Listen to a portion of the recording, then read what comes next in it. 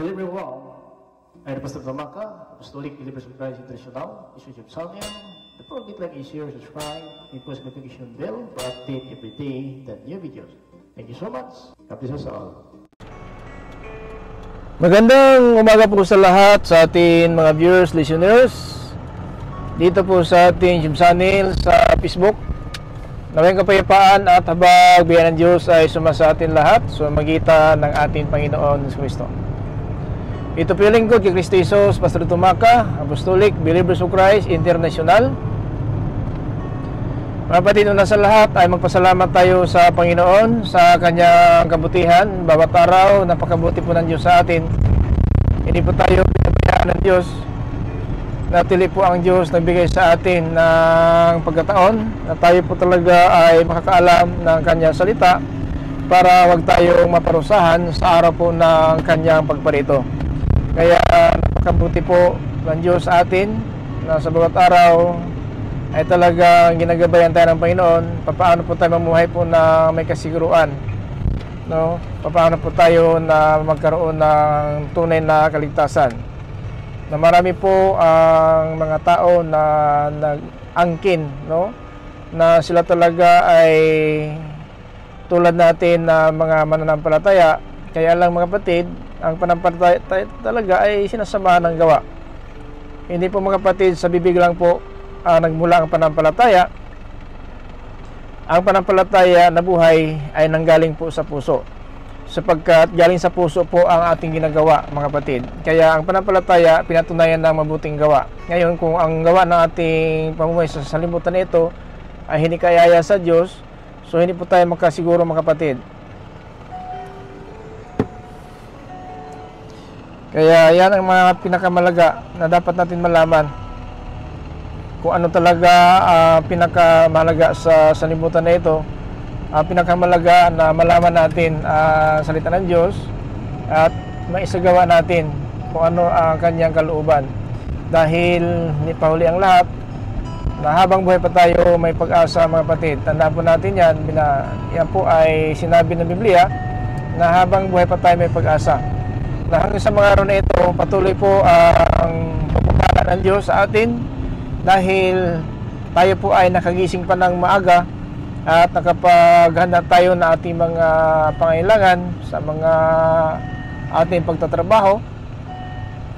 Tayo po ay may lakas na ating katawan ayon po sa habag ng Diyos, sapagkat po ang Panginoon po ang nagbigay ng mga bagay kung ating lakas ay galing po sa Panginoon.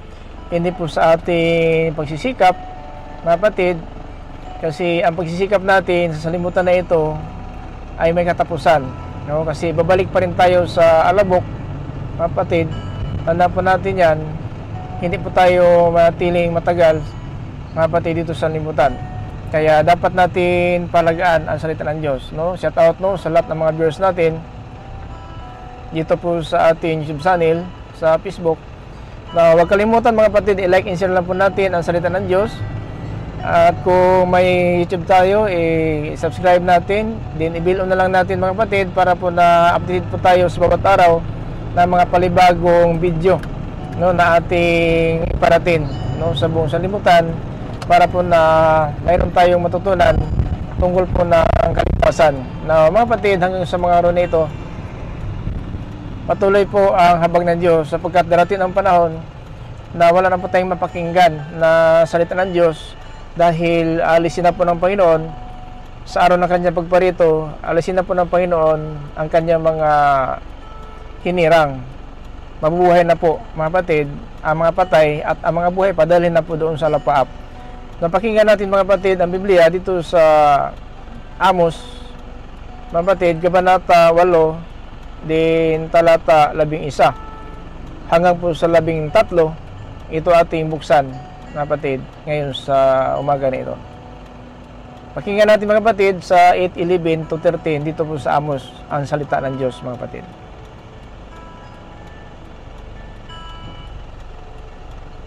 Sinabi pa ng Panginoong Diyos, darating ang araw na padadalhan ko ng taggutom ang inyong lupain.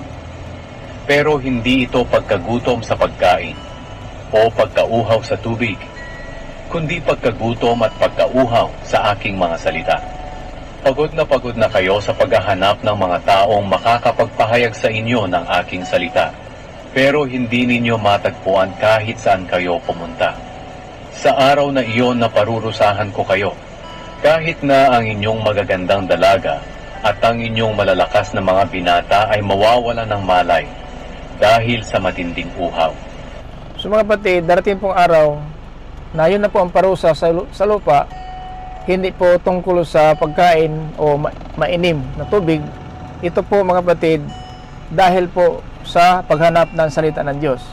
Now, ngayon, nakapag-post pa tayo ng video, nakapag-live pa tayo ng salita ng Diyos, dahil hindi pa darating ang sinabi ng Biblia na darating ng araw na magpadala ang Panginoon sa lupa ng kagutmanan, hindi sa tinapay, kauhawan, hindi sa tubig. Ito'y kagutmanan, kauhawan sa paghahanap kung pagkikinig ng salita ng Diyos. Ngayon mga kapatid, marami po pong mga tao ginagamit ng Panginoon tulad ng social media, YouTube channel, Facebook, no? Kahit makasakay ka sa bus, doon ka sa immigration, doon ka sa NSO, mayroon salita ang Diyos. Doon ka sa palengke, may salita ang Diyos. Kahit nasa daan, may salita ang Diyos. So mga kapatid, darating ang panahon na wala talagang matagpuan na salita ng Diyos. Yan ang kagutmanan na ipadala sa lupa. Ngayon mga kapatid, yan ang parusa na pinakamatindi. Ngayon ang parusa natin, ito mga naranasan ng kapighatian, itong sakit, salot, no, na dumaan po sa limutan tulad ng COVID-19. Hanggang ngayon na, mayroon pang positive po na COVID dito sa Japan. Kahit sa Pilipinas, may COVID pa rin na positive. So hanggang sa mga araw na ito, natili pa po ang salot na yan, positive pa po ang doktor mag-finding ng COVID-19. Yan mga kapatid, ang ating naranasan ngayon na ito po ang parusa sa mga tao dito sa salimutan. Pero pinarusahan tayo ayon sa magitan ng salita. Pero darating ang panahon, mas matinding parusa na wala ka na mapakinggan ng salita. Ngayon mga kapatid, ang parusa sa salimutan, ito po ay ating napakinggan, masakit talaga sa ating pandinig, tumatago sa ating puso, sa ating isipan ang talagang masakit na salita ng Diyos, kasi po natamaan po tayo sa ating pamuhay na hindi po talaga karapat-dapat sa Panginoon. Yan ang parusa ngayon, pero napakinggan pa natin. Pero ang mas matinding parusa na darating mga kapatid na araw, itong salita ng Diyos wala nang mapakinggan. Ngayon ang parusa ng Diyos ang nagbigay sa atin ng parusa kung nagpapaalala sa ating pamuhay na bilang mga pinili ng Diyos, kung mga hinirang ng Diyos, itong sakit, no? Sakit po, pinaparusahan ng sakit ang tao para po na maunawaan nila kung ano ang nangyari sa buhay natin, anong nangyari sa buhay mo, na bakit ganito nangyari sa atin, bakit ito nangyari sa akin. Dahil po, parusa ng Diyos yan, ituwid tayo sa magitan po ng kanyang salita. Pakinggan na lang natin si Job. Ito po sinabi ni Job, mga kapatid, sa Job 33 in verse 18, no? 18 to 21 o 14 to 21. Iumpisa natin para mataas-taas po ito, no? Ito sinabi, mga kapatid. Ang totoo, palaging nagsasalita ang Diyos, kaya lang hindi nakikinig ang mga tao. Ang totoo, palaging nagsasalita ang Diyos, kaya lang hindi nakikinig ang mga tao. Hanggang ngayon mga kapatid, may video tayo, nakapost, live, nagsalita palagi, hindi lang kinig ang tao. Pero darating ang panahon, ikaw na ang maghanap ng salita ng Diyos. Now, verse 15. Nagsasalita siya sa pamamagitan ng panaginip o ng pangitain, habang ang tao'y natutulog ng mahimbing sa gabi. Kahit na nanaginip ka, paalala ang Diyos na magsisi na kayo, o lumayo na kayo sa masamang pamuhay, panaginip mo lang yun. Pero paraan pala ng Diyos yun para po na magising na tayo kung ano ating katayuan sa harapan ng Diyos. Kasi alam po ng Diyos ang lahat ng gawa ng tao. Wala po nakapago sa paningin ng Diyos. Kaya kahit sa panaginip, nagpapaalala ang Diyos sa tao. Verse 15, 33 sa Job, verse 15. Nagsasalita siya sa pamamagitan ng panaginip o ng pangitain, habang ang tao'y natutulog ng mahimbing sa gabi. Mayroon akong pastor, kasama na ko ngayon sa ministry, na before siya, naglingkod na talaga siya hanggang ngayon. Pero dumaan siya na backslide po siya ng 12 taon. Din, sa katagalan po ng 12 taon, na siya po na backslide na talaga, bumalik sa limutan na siya, naglasing na, ay na sa panaginip niya, mayroon sa kanya, nag-alok, na kailangan magbalik na siya sa Panginoon. Hanggang ngayon talaga, ay naglingkod na siya sa Panginoon. Pero, kanya talaga, sa akin, sinasabi sa akin niya ang kanya panaginip, na ang Panginoon talaga, nagsabi sa kanya, magbalik ka na sa paglilingkod. Di ba ang Biblia nagsasabi na magsasalita ang Panginoon sa pagitan ng panaginip? Nagsasalita siya sa pamamagitan ng panaginip o ng pangitain, habang ang tao'y natutulog ng mahimbing sa gabi. So kaya tama yung sinabi niya, naalala ko na sabi niya, 12 taon ako na backslide na, pastor. Wala na talaga, naglalasing na ako, magulo ang pamilya ko. No? Minsan po asawa niya, naghiwalay sila sa bahay.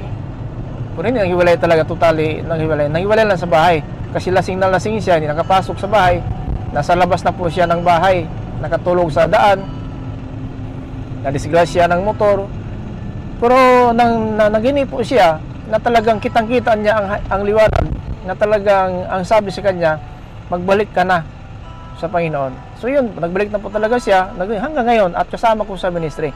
So yun po ang kanyang testimony sa akin na kami po ay nag-usap. Yun talaga ang nangyari sa buhay niya. So totoo talaga ang sinabi Biblia na ang Panginoon magpapaalala po sa mga tao sa bitan ng panaginip. Nagsasalita siya sa pamamagitan ng panaginip o ng pangitain, habang ang tao'y natutulog ng mahimbing sa gabi. Yan mga kapatid, at bumubulong siya sa ating pandinig. Sa verse 16, bumubulong siya sa mga tainga nila para magbigay ng babala, at ito ang nakapagpatakot sa kanila. Siyempre, hindi ka matakot na impyerno. Di ba? Ang impyerno po, araw-gabi, walang kapahingaan, magpakailanman. Hindi ka takot doon? Siyempre, kung sinabi ng Biblia may impyerno, dapat tayo mamaya ng matuwid, sapagkat ang impyerno para lang sa masama yun. Yung mga ugaling kambing, yun po ang para sa impyerno. Pero yung ugaling na tupa, yung matuwid sa paningin ng Diyos, ayun po ang para po sa langit, para po sa kanyang kaharian.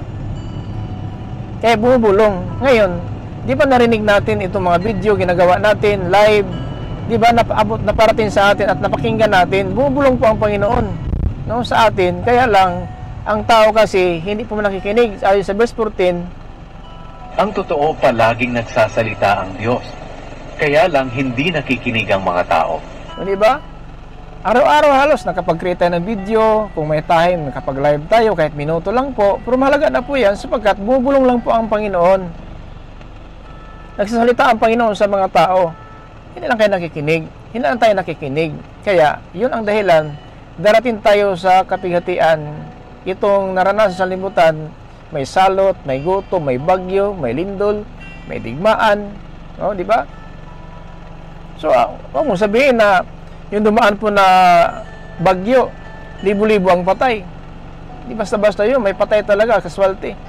Dumaan ang linog, lindol, napakaraming patay din. Yung Turkey nga sa Turkey is 50,000, no? Isang kisnap mata lang na lindol. 50,000 people did. So talagang hindi basta-basta po. Pero ito pa nga pati nangyari sa limutan, ito po ay isang parusa lang ng nangyari sa limutan na hindi talaga nila ginagawa ang kalooban ng Diyos. Dahil po ang Biblia nagsasabi, mga kapatid, dito po sa pahayag, kung pakinggan natin ang pahayag na sinabi ng Banal na Aklat sa pahayag in chapter 3 verse 10, na sapagkat ingatan mo aking salita nagtitiis, ingatan kita sa mga pangyayari kung mga pagsubok darating sa limutan upang subukin ang nasa ibabaw ng lupa. 3 Gs sa pahayag. Arating ang matinding kahirapan sa buong mundo na susubok sa mga tao. Ngunit dahil sinunod ninyo ang utos ko na magtiis, ililigtas ko kayo sa panahong iyon. Diba?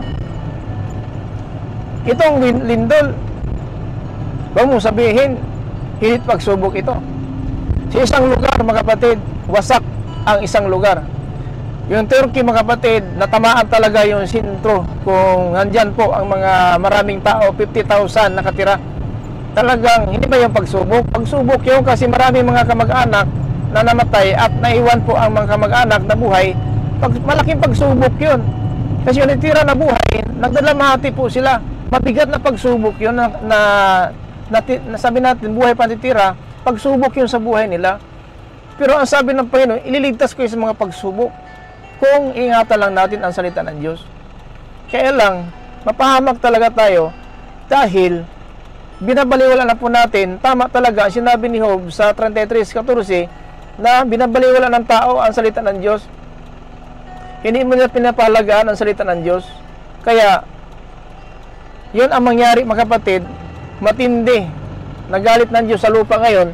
Kaya, dumadaan sa kapigatian ang sanlibutan dahil po sa mga tao na kahit na po may YouTube channel sila, may Facebook sila, kahit nakasakay ka sa bus, sandali lang sa likuran mo, naglabas ng Biblia, brother, sister, pwede ba tayo makapag-share ng Word of God?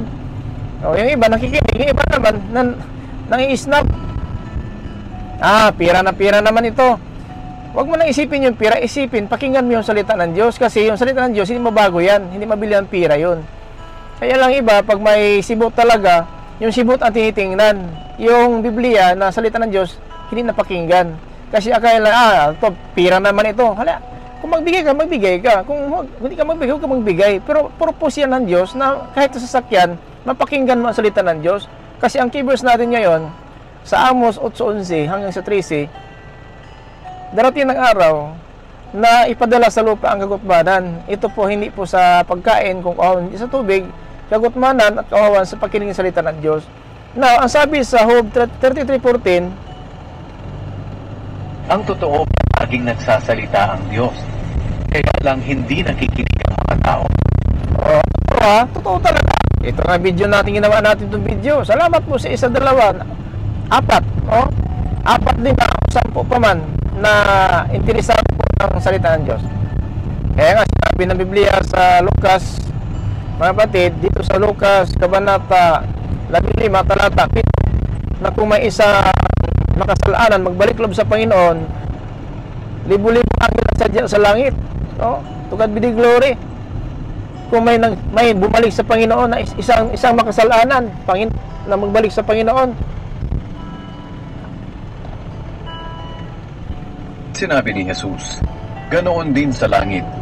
Masayang masaya sila noon dahil sa isang makasalanang nagsisisi kaysa sa 99 na matuwid na hindi nangangailangang magsisi. Saan nasaya ang Diyos, ang mga anghel sa langit? Sa 99 na matuwid? O yung isang makasalanan nagbalik sa Panginoon? Sa isang makasalanan, hindi sa 99 niya matuwid, hindi kailangan magsisi. Doon nasaya ng anghel sa isang makasalanan nang magbalik loob sa Panginoon. Paano magbalik loob sa Panginoon? Na salita ng Diyos, iniiwasan po natin. Sinabi ko na mga kapatid, sa ngayon, maiwasan pa talaga natin ang salita ng Diyos. Kasi kung may YouTube, Facebook ka, kaya mo i-scroll down ito, kaya ka umalis sa live streaming, sa Word of God. Pero ang impyerno mga kapatid, wala makaalis doon, wala maka-scroll doon, at wala mag-scroll doon, scroll down doon, at saka wala makaiwas doon sa impyerno. Kaya ngayon, panahon pa ito natin mga kapatid, panahon pa natin na magbalik sa Panginoon. Pero kailangan natin malaman na nagsasalita talaga ang Diyos sa pita ng panaginip, bumulong sa pandinig ng tao ang Panginoon, at sa pita ng panaginip ay ginagawa ng Panginoon lahat ng paraan para na matuto tayo. Diba? Sinabi sa verse 16, bumubulong siya sa mga tainga nila para magbigay ng babala. At ito ang nakapagpatakot sa kanila. Amen. Siyempre, alam natin na nagsasabi ang Biblia may impyerno. Hindi ka takot na impyerno? O di, ikaw. Pero takot ako sa impyerno talaga sapagkat ayaw ko mapunta doon. Kaya, sa awa ng Diyos, tinuruan po tayo ng tama para hindi na mabigo po ating mga inaasahan na kaligtasan, buhay na walang hanggang. Kasi yan lang po ang nais ng Panginoon, na matuto tayo sa pamumuhay na para karapat-dapat tayo sa Panginoon. Yan mga kapatid ang pinakamalaga sa buhay natin. Verse 17, ginagawa niya ito para pigilan sila sa paggawa ng kasalanan at pagmamataas. Ginagawa niya ito para pigilan sila sa paggawa ng kasalanan at pagmamataas. Kaya bumulong ang Panginoon sa ating pandinig na huwag papatay, huwag mga lunya, huwag makikiapid, huwag magsamba ng Diyos-Diyusan, Huwag maging bayot, huwag maging tumboy, mapagtunghayaw, manira ng kapwa, maging saki, maglalasing, o mandarambong. Diba? Bumulong po sa atin yan na huwag. Kaya lang, ikaw na po ang mag-decide kung saan sundin mo, ang sarili mo o ang salita ng Diyos. Eh kung ang sarili mo sundin mo, mapahamak ka talaga sapagkat wala po makapagmatuwid sa kanyang sarili. No? Tandaan po natin, ang Diyos lang po ang makapaggawa ng paraan na makamatuwid tayo sa kanyang harapan. Kaya, para maiwasan, hindi tayo magmataas kasi ang sabi po sa Mateo 15:19, nanggaling sa puso ng tao ang pagmataas. Kaya maiwasan yung pagmataas kasi galing sa puso at ito nagparumi sa atin sa paningin ng Diyos. No? Mateo 15:19, sapagkat nanggaling sa puso ng tao ang pagmataas, pagpatay, pangalo niya pakiapid, pagsaksing sinungalingan, panira ng kapwa. So yan po galing sa puso. Sabi sa 20, ito ang parumi sa atin sa paningin ng Diyos. Kaya yun natin, tinuruan lang tayo para wag tayo magmataas at maiwasan natin ang paggawa ng kasalanan. Verse 18-19, pakinggan natin. At para mailigtas sila sa kamatayan, kung minsan naman, itinutuwid ng Diyos ang tao sa pamamagitan ng sakit. Okay? Sa 19, kung minsan naman, itinutuwid ng Diyos ang tao sa pamamagitan ng sakit, tulad ng walang tigil na pananakit ng buto, at nawawalan siya ng ganang kainin kahit na ang pinakamasasarap na pagkain. Diba? So, kahit lagnat lang nga. Itong lagnat lang sa atin. Hindi pa tayo, parang wala po sa ating ganang pagkain. Pag may lagnat po tayo, ako, maliit pa ako, ganun talaga. Kahit anong masarap ng binigyan ng nanay ko sa akin ng pagkain, basta may lagnat kami. Wala. Hindi masarap sa amin ang pagkain, basta may sakit na kami sa batang pa kami. Hanggang ngayon, kahit ngayon, mas matanda, pag may sakit tayo, ano talaga ang pagkain? Parang hindi talaga natin masubok ang pagkain dahil sa sakit. So, mga kapatid, ginagamit ng Panginoon, kuminsan, no, ang tao pinadala ng sakit. Kung minsan naman, itinutuwid ng Diyos ang tao sa pamamagitan ng sakit, tulad ng walang tigil na pananakit ng buto, at nawawalan siya ng ganang kainin kahit na ang pinakamasasarap na pagkain. Yan po mga kapatid. Kaya, wag natin hayaan na padalan tayo ng sakit dahil sa ating kaswailan. Itinutuwid tayo, suwitan ng sakit. Bakit ituwid tayo? Kasi tayo po namumuhay po ng sarili natin kapakanan, hindi po tayo sumunod ng Diyos. Kaya ituwid talaga tayo, pero ang problema, sumitan ng sakit. So, wag naman sana na sakit pa ang magtuwid sa atin. Sakit, hindi basta-basta po ang sakit. No? Kasi umaantok na po sa higaan na sumasakit na po na parang sabihin natin ang kanyang buto na nakit na po. Kung minsan naman, itinutuwid ng Diyos ang tao sa pamamagitan ng sakit, tulad ng walang tigil na pananakit ng buto, at nawawalan siya ng ganang kainin kahit na ang pinakamasasarap na pagkain. Kaya pumapayat siya. Kaya pumapayat talaga kasi kapag may sakit ka na, halimbawa isang buwan ka na sa higaan, wala ka na kain-kain, ano pa kaya? Buto na lang talagang matira, no? Yan ang mangyari mga kapatid. Buto at balat na lang. Ngayon kung isang buwan, 2 buwan ka sa higaan, o taon pa ba? So talagang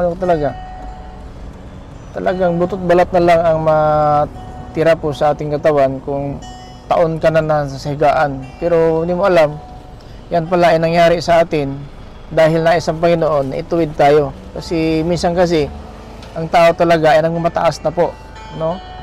Ang mamataas na ang mga tao at saka hindi na po nila ginagawa kung anong napakinggan ng salita ng Diyos. Yan po mangyari mga kapatid, no? Na sa panahon na po na yan, darating na po ang kahirapan, sakit. Ito po ay nagpapaalala lang po sa atin mga kapatid, sa ating pamuhay na tayo po talaga ay binabaliwan na po natin ang salita ng Diyos. So kaya hindi pwede na tuluyan tayo dyan. Ayaw talaga ng Diyos na gano'n na lang pamuhay natin, na buto balat na lang ang matitira sa ating katawan dahil po na ang atin na lang sarili ang hinatupak natin, no? Yun na lang po ang ating ginagawa. Wala na po tayong panahon sa Panginoon. Kaya hindi pwede mga kapatid, tandaan po natin na kailangan natin mga kapatid malalaman ating katayuan ngayon. Huwag hayaan na butot balat na lamang mga kapatid, ang matitira sa katawan natin, diyan pa tayo makarealize na itong pamuhay pa natin sa libutan ay hindi po ay aya sa paningin ng Diyos. Kaya binigyan ng Panginoon ng tao ng sakit para po na mapakilala sa kanila ang kanilang pamuhay. Kung ituwid tayo, sumitan ng sakit, di ba? Maliwanag po dito sa, mga kapatid, 33:19 dito po sa Job. Kung minsan naman, itinutuwid ng Diyos ang tao sa pamamagitan ng sakit, tulad ng walang tigil na pananakit ng buto, at nawawalan siya ng ganang kainin kahit na ang pinakamasasarap na pagkain. Diba? Nangyari po dati po tayo na makasalimutan pa po tayo talaga. Minsan talaga ay naranasan natin ang sakit na sabihin natin, nagpapahina sa ating katawan at nabagabag na po tayo. Ito kung butot balat na lang ang matira sa ating katawan, ano kaya ang maramdaman natin? Pero ito po ay galing sa Panginoon na ituwid lang po tayo. Kasi may mga tao talaga na hindi po nagsisi ng kanilang pumuhay na ito po ay masama sa paningin ng Diyos hanggang sa mga araw na ito. Kaya ating Gabriels ngayon, pinagsabihan pa tayo ng Panginoon sapagkat bumubulong po ang Panginoon, no? Bumubulong ang Panginoon sa atin ay po sa verse 16, chapter 33 sa Job, bumubulong po. Bumubulong siya sa mga tainga nila para magbigay ng babala. At ito ang nakapagpatakot sa kanila. So dahil po sa salita ng Diyos na may impyerno, na ang sabi ito sa Mateo, Kabanata 10, talata 28, na katakutan, huwag katakutan ang pumatay ng katawan. Yung katakutan natin, yung kaya magpuksa ng katawan at kaluluwa doon sa impyerno. Kaya natakot talaga tayo ng impyerno at dahil diyan ay nakinig tayo ng aral ng Diyos para maiwasan ang impyerno. Kasi ganito ang sinabi naman ng aklat, mga kapatid, dito po sa Mateo 10:28. Huwag kayong matakot sa mga gustong pumatay sa inyo. Ang katawan lang ninyo ang kaya nilang patayin, pero hindi ang inyong kaluluwa. Sa halip, matakot kayo sa Diyos na siyang may kakayahang puksain ang katawan at kaluluwa ninyo sa impyerno. yan po ang nagpapatakot sa atin. Pero kung hindi mo pakinggan ang salita ng Diyos, paano ka magkaroon ng takot? Kaya nga bumubulong ang Panginoon sa ating tainga para magkaroon ng takot sa Panginoon. Yan po ang dapat natin malaman. Itong mga video na ating kinikreate ngayon, mga kapatid, hindi po itong ginawa natin para manira tayo ng kapwa-nampalataya, kapwa mga lingkod ng Panginoon. Hindi po. So ginawa natin ito, mga kapatid, para po na malaman natin kung ano talaga ang dapat natin gawin. So hanggang sa mga araw na ito, sabihin natin na masagana pa po ang biyaya ng Diyos sapagkat ang salita ng Diyos mapakinggan mo sa YouTube, sa Facebook, sa bus nga, nagsasakyan. Biglang sumulpot sa likuran natin ng isang tao nagdala ng Biblia. Brother, sister, magandang umaga, magandang araw po. Pwede ba po kami makapag-share ng Word of God? Mayroon magsabi, oh, pwede, brad. Yung iba naman, ano lang yan? Pira-pira lang yan sila, nagdala ng sibot yan. Hayaan mo yung sibot, kasi racket nila yon. Pero ang Biblia, hindi mabago ng sibot. Di ba? Yung Biblia na binabasa nila, salita ng Diyos yon. Kaya lang, dahil po may mga tao na sakim talaga, ikaw magbigay ka. Kasi paraan ng Diyos yun. Ikaw lang, hinarangan ka ng sibot. Imbes kayo mapakinggan ang salita ng Diyos, umaayaw ka na kasi sibot ang iniisip mo. Huwag mong isipin yung sibot, yung lagyan ng pera. Isipin mo at pakinggan mo yung aral. Kasi yung Biblia ang dala niya, yung salita ng Diyos yun. Kaya lang, dahil po sa kasakiman ng tao, minsan po, yun ang kinig, pira-pira lang yun. Diba? Minsan po ganon. Diba? Ginawa lang rason ang sibot. Pero hindi naman yun, paraan yun ng Diyos. Hinarangan ka lang ng sibot. Hinarangan ka ng kasakiman mo para yung numayo sa likuran mo, naghawak ng Biblia, hindi mo mapakinggan. Pero yung iba man, tumatanggap na naman, nagbigay pa. Yun ang mga tao na may takot. Pero yung mga sakim, madaling humatol ka agad. Pira-pira lang yun, nagdala ng sibot yan, mamaya, may sobre. Ikaw may kabigay ka, kasi mas maganda tumulong ka ng kapwa mo, tulong din yon. Kung racket nila yon para magkapira, hayaan mo na sila managot sa Panginoon, basta pakinggan mo yung salita na galing sa Biblia, paano baguhin ang buhay natin. Yun ang target, yun ang plano ng Diyos. Hindi po na Dahil sa kasikiman natin minsan talaga, hindi ka na nakikinig, imbis kay gusto na pakinggan mo yung aral para na mabago natin yung direksyon ng buhay natin. So dahil po sa kasakiman mo, hindi ka magbigay ng pera, hindi ka nakinig. Tingnan mo yung mga tao na sa ngayon, oh sige Brad, maganda yun kasi salita ng Diyos. Kaya, na-bliss po sila, kahit piso, dos, okay na yun. At least nakatulong ka pa. Napakinggan ang aral ng Diyos, natulungan mo. Kasi kahit na po kung biblically natin, na karapat dapat sila na nangaramang ng balita, na matustusan ang kanilang pangailangan, malay mo, gutom na yun. Yun na lang naisipan niya, ito na lang gawin ko, wala akong pera, kaysa manakaw ako, itong Biblia. O Brad, sister, sandali lang po, sa minuto lang po ito ha. Baka pwede po tayo makapagsalita ng Diyos. O, di ba? Di ba? Napakaganda yun.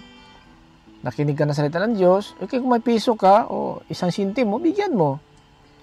Malay mo, kung kulang na isang sintimo para makabili ng pansit, makabili ng, sabi natin, itong kanin, diba? Nakatulong ka na.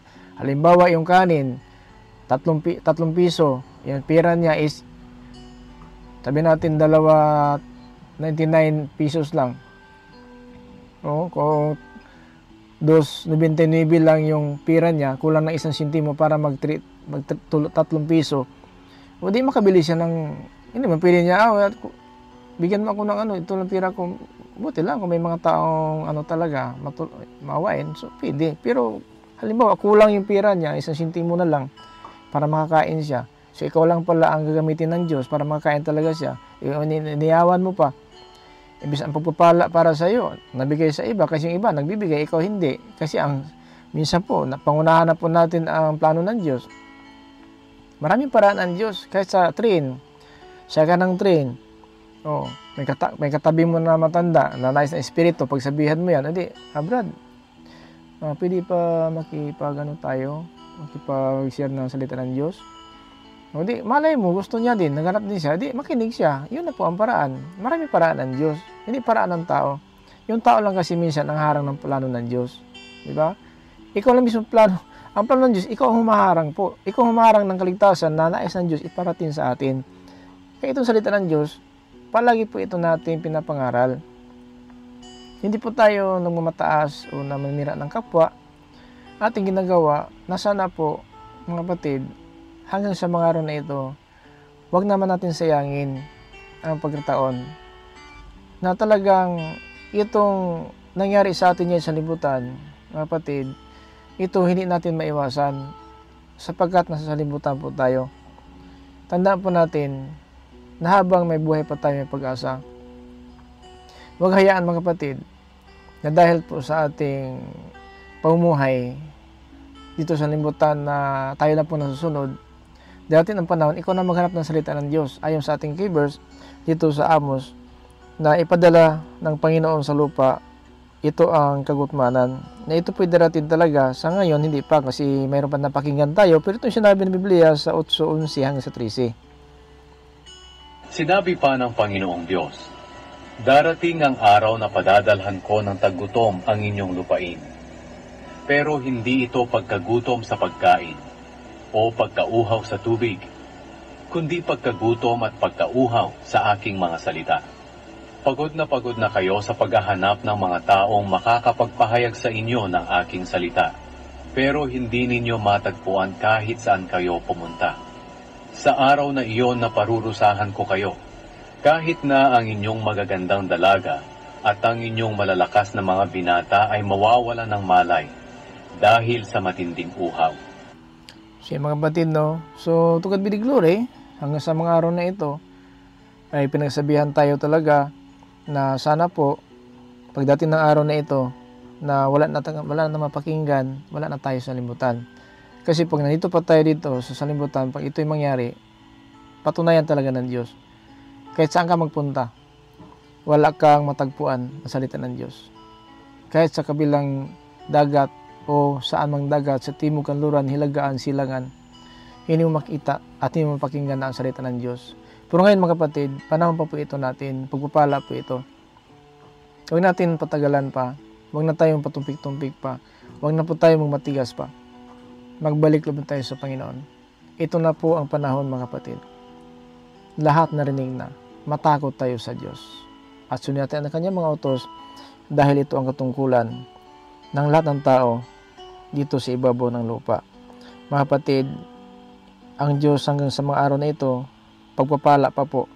Pero nabasa na po natin, no? Lahat ang nakinig na po natin itong huling payo ng Diyos sa atin, mga kapatid. Pakinggan natin sa Ecclesiastes ng Mangaral, Kabanata 12, talata 13. Ngayong nabasa mo na ang lahat ng ito, ito ang aking huling payo. Matakot ka sa Diyos, at sundin mo ang kanyang mga utos, dahil ito ang tungkulin ng bawat tao. Kapatid, matakot, sundin ang utos, ito'y katungkulan ng bawat tao. Dahil kay tao tayo, may katungkulan pala tayo. Anong katungkulan? Matakot sa Diyos at sundin ang kanyang mga utos. Kaya ang tanong ngayon, mga kapatid, totoo ba talaga? No? Totoo ba talaga na sinusunod natin ang kanyang mga utos? Kung wala, so hindi natin ginagawa ang sinabi ng Biblia. At dahil dyan, parusa po ang ating kantungan. Now, tanda po natin, hanggang sa mga araw na ito, tinatawag tayo ng Panginoon na maging Kanya po. Sapagkat noon pa lang, hinirang na po tayo ng Panginoon. Now, ayaw ng Diyos, madapnan tayo ng Panginoon o aalis tayo sa libutan na wala tayong maasahan na kaligtasan. Mampagmahal ang Diyos, mga kapatid. Hanggang sa mga araw na ito, tinuturuan tayong tamang pamuhay kasi ang nais ng Panginoon na maligtas ang lahat ng tao.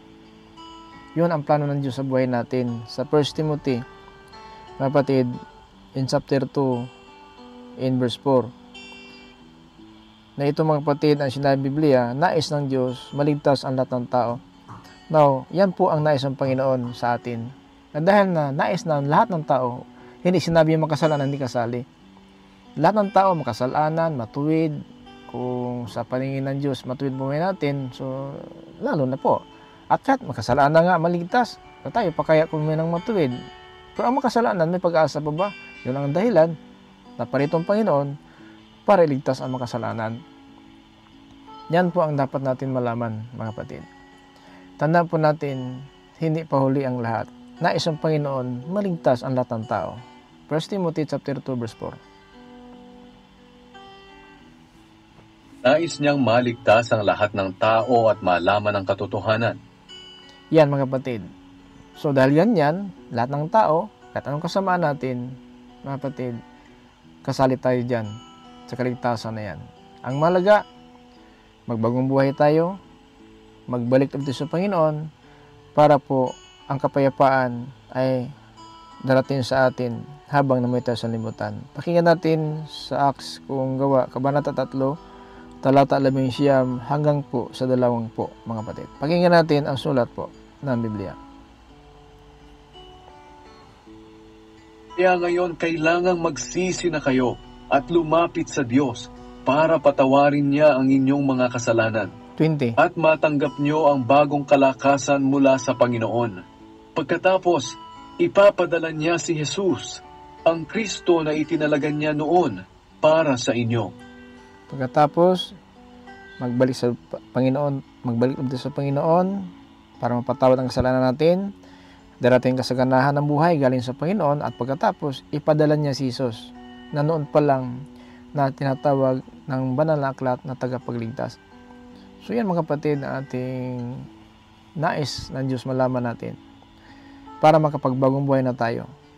Huwag hayaan, aabot tayo ng kamatayan na ang nagpahamak sa atin ang ating pamuhay dito sa limutan. Dahil po, ang ating gawa, yun ang hatol natin. So paano tayo magkakamit ng kaligtasan kung magsisi tayo sa ating mga kasalanan at magpabautismo tayo sa pangalan ni Kristo upang mapatawad tayo sa ating mga kasalanan. Kasi si Marcos po nagpapatunay, ang mananampalataya at mabautismuhan ay maliligtas. Yan po sinabi sa 16:16 dito po sa Marks. Ang lahat ng sasampalataya at magpapabautismo ay maliligtas. Ngunit ang hindi sasampalataya ay parurusahan. Tama. Now, paano maganap ang bautismo? dahil sa ating pananampalataya. Kaya bakit ang nagpabautismo? Dahil sumampalataya ka sa iyong napakinggan, tulad ng isang eunuko kumbating na habang nasakay ng karusa sila Felipe, na nagpapahayag si Felipe ng magandang balita tungkol sa kanilang langit, na nampalataya po ang bating, at pagdating sa tubig, ang sabi niya, may tubig na. Ano pa bang hadlang na hindi mo ako mabautismuhan? Mga kapatid, habang na si Felipe naglalakbay kasama ng bating, ito po ay pinaliwanag na ang tungkol sa magandang balita tungkol po sa ating Panginoong Kristo. Dito tayo sa Acts kung gawa, Kabanata 8, talata 34 hanggang po sa 37.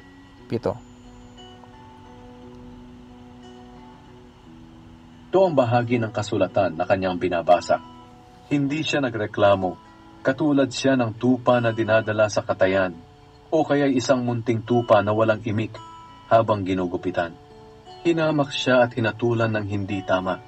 Walang makapagsasabi tungkol sa kanyang mga lahi dahil pinaikli ang kanyang buhay dito sa lupa. Sinabi ng opisyal kay Felipe, "Sabihin mo sa akin kung sino ang tinutukoy ng propeta, ang sarili ba niya o ibang tao?" Kaya simula sa bahaging iyon ng kasulatan, ipinaliwanag sa kanya ni Felipe ang magandang balita tungkol kay Jesus. So kasi yun po ang isang tupa na nila sa katayan na hindi na umiimik. Ang Panginoon Kristo, mga kapatid, ulit-ulit po ni Pilato, bakit hindi ka magsalita? Maraming sumbong sa'yo. Kasi ang sinabi ito ng bating na dinala sa katayan pero hindi siya na umiimik. Ito po ang Panginoon Kristo na sinasabi ni Felipe na ito po ang dahilan na ang sinabi ng bating may tubig na. Ano po bang hadlang hindi ko mabautismuhan? 36 to 37. Habang nagpapatuloy sila sa paglalakbay, nakarating sila sa lugar na may tubig. Sinabi ng opisyal kay Felipe, "May tubig dito. May dahilan pa ba para hindi ako mabautismuhan?" So yan po.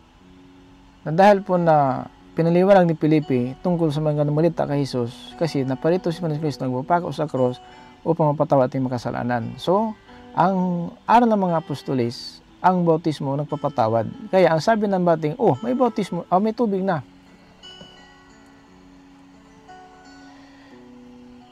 Kaya ang sabi ng bating, may tubig na.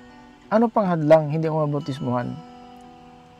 Kasi mga kapatid, ang aral ni Felipe tungkol po sa ating Panginoong Kristo. Na alam naman natin na aral ng mga apostolis ang sumampalataya at mabautismo may ligtas. Kaya na sabi ng bating, may tubig na. Ano pang hadlang hindi ako mabautismuhan? Kasi bautismo ang pinapangaral ni Felipe. No? Bautismo kasi sa verse 12, nakabautismo siya ng mga babae lalaki. Then, hanggang dumating po ang panahon na sinabi ng anghel, sumakay ka sa karusa, sumabay ka sa isang tao na yan na nagbabasa. Nagbabasa kasi ang bating ng aklat ni Propeta Isaias. Now, sabi ni Felipe, naunawaan mo ba? Sabi ng bating, wala nga eh. Maliban magpaunawa sa akin. Ayun po, pinaunawa ni Felipe na yung tinutukoy na isang tupa na dinala sa katayan, hindi nagsasalita, yung si Kristo po yan. Yun po ang sinabi ni Pilato, bakit hindi ka magsalita? Marami ng sumbong ng kapwa mo, Dio. So yung nagsalita kasi sinabi tala ni Isaias na ang tupa na ito, dinala na sa katayan, pero hindi pa rin nagsasalita.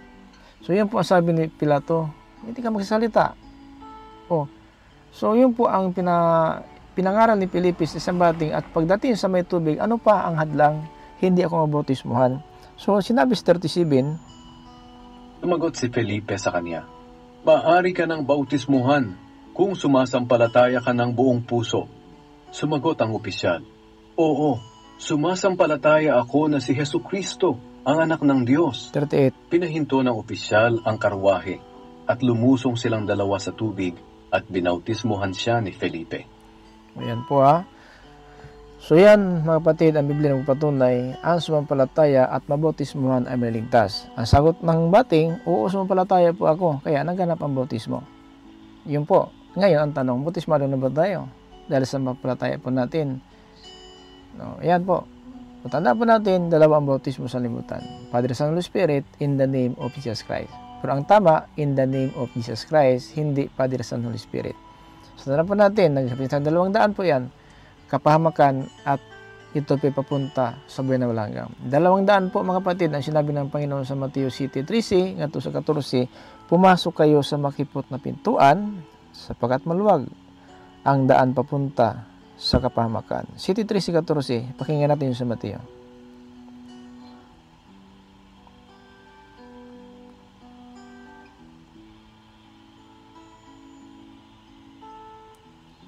Masok kayo sa makipot na pintuan, dahil maluwang ang pintuan at malapad ang daan patungo sa kapahamakan, at marami ang pumapasok doon.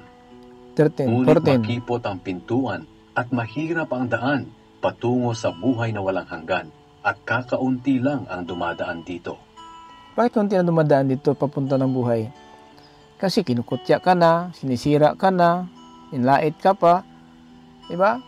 Mabigat ang pinapasaan mo, mabigat ang suliranin natin, sinusubok tayo ng panampalataya natin. Kaya, kunti dumadaan dito. So, pag gusto mo dadaan sa buhay na walang hanggang, masikip at kunti ang dumadaan. Bakit? Kadalasan ng tao ngayon ayaw maghirap. Kadalasan ng tao masagana palagi, mayaman, may pira sa bangko, may negosyo, may bahay, may sasakyan, palaging masaya, naglalasing, ano pa man gusto niya, nangalo niya, nakikiapid.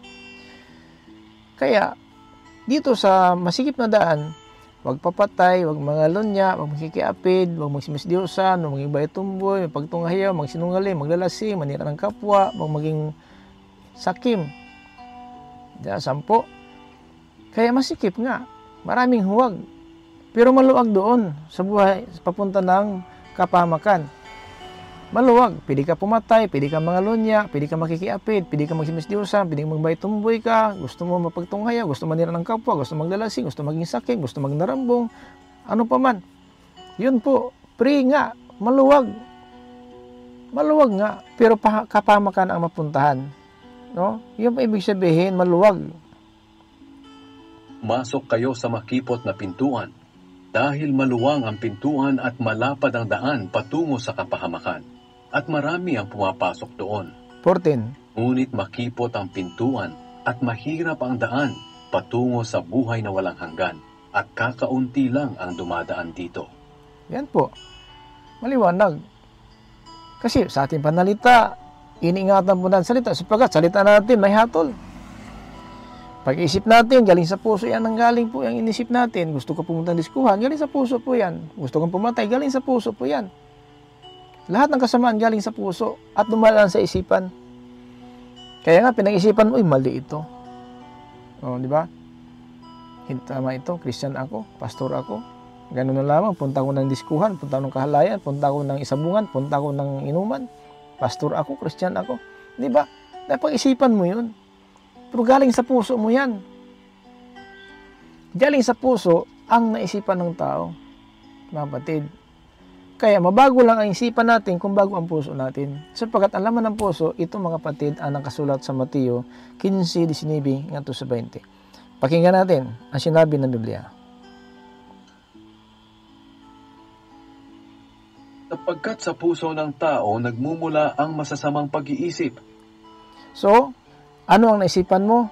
Galing sa puso. Ano ang galing sa puso? Pumasok sa isip. Nagtutulak sa kanya para pumatay. Nagtutulak sa kanya para pumatay. Now, ang sa Biblia, huwag kang papatay. No.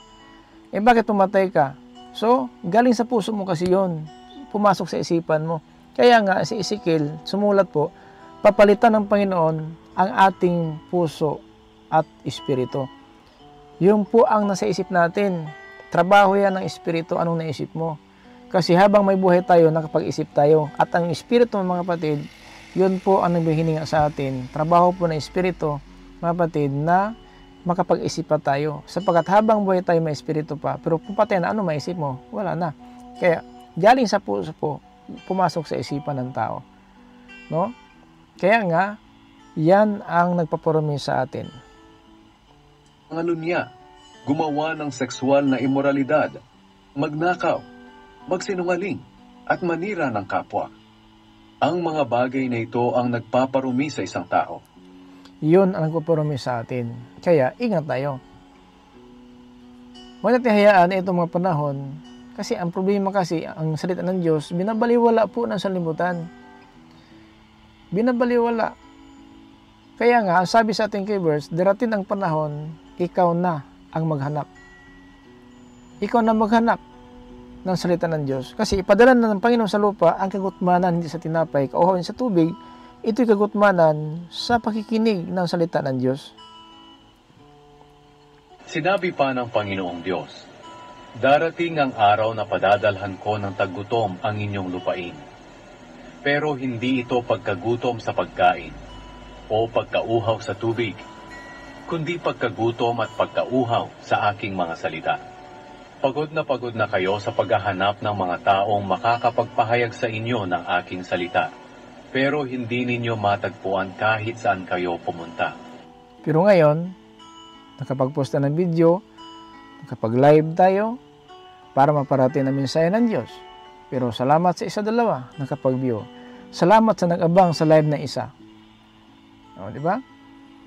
Pero kung ang naka-post sa video, nakahubad, mga malaswa, napakaraming nang interesado. Napakarami po ang nag-abang na yun ang makita nila. Hanggang lang po yan sa salimutan. Lahat po ng bagay nakikita mawala. Pinamumuhay po sa Espiritu, manatili magpakailanman. Pagod na sila sa paghanap, no, ng mga tao makapagpahayag sa kanila ng salita ng Diyos. Wala silang matagpuan. Bakit? Pagbalik ng Panginoon, dadalhin ang nakatulog sa lupa at ang buhay pa dito sa baba ng lupa. Pakinggan natin mga kapatid sa 1 Thessalonians chapter 4 and verse 16 to 17.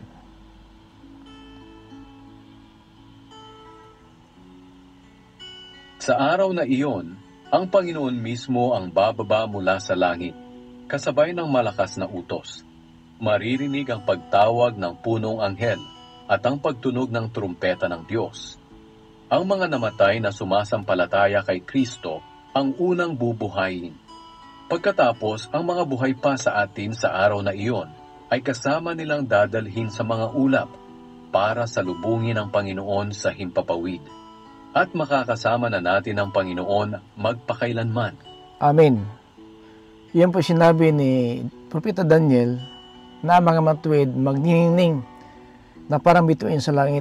Kasi pagkakit sa langit natin mga kapatid, magniningning na po tayo doon sa kaharian ng Diyos. Yan po sinabi Propeta Daniel. Darating po yung panahon na yan na pag buhay sa mga patay, magniningning tayo parang bituin sa langit. Ibig sabihin, dalhin tayo sa langit. Yun na po ang sinabi ni Propeta Daniel. Pakinggan natin Propeta Daniel, ito po sinasabi niya sa 12, versikulo 2 ngadto sa 3. Ito po ang sinabi ni Propeta Daniel. 12:2 ngadto sa 3.